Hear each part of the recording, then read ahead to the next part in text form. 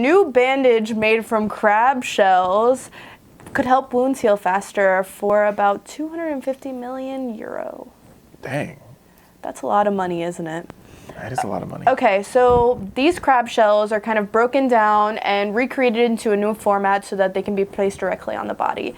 There are two specific types of composite fibers that are made up of this, and they come together making alchite, which is combining alginate and a form of algae, which is a form of algae, and then chitosan, which is found in the shells of the crabs. So they're using these things and they're placing them directly on the wounds, and they're apparently reforming skin cells faster than anything else, and they're also antibacterial.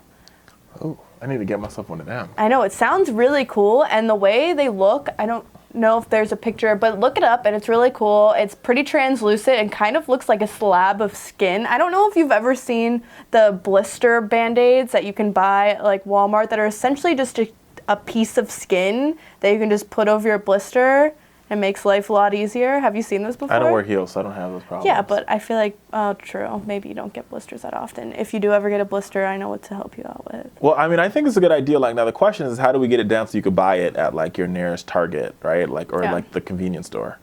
But I think if I had one, I think I'd probably, if I paid 250 euros, million euros for it, even if I paid 250 euros, I would try to reuse the thing. I'd be like, can I wash this and reuse it? Yeah, like take off the layer outside and be like, I'm on to the next piece of it. But so this is like an ancient technique. In ancient China, they used to do the same thing. Essentially, they would pound up crab shells and they would just use the paste kind of to put it over their skin. So this isn't a new technology necessarily. It's definitely a lot more advanced than it was back then, but and it's blue crab cool. just tastes so good. I know, it kind of, I don't know where they're getting these crabs. I have a lot of questions, where they're getting the crabs, what the crabs have to go crabs through. Taste good?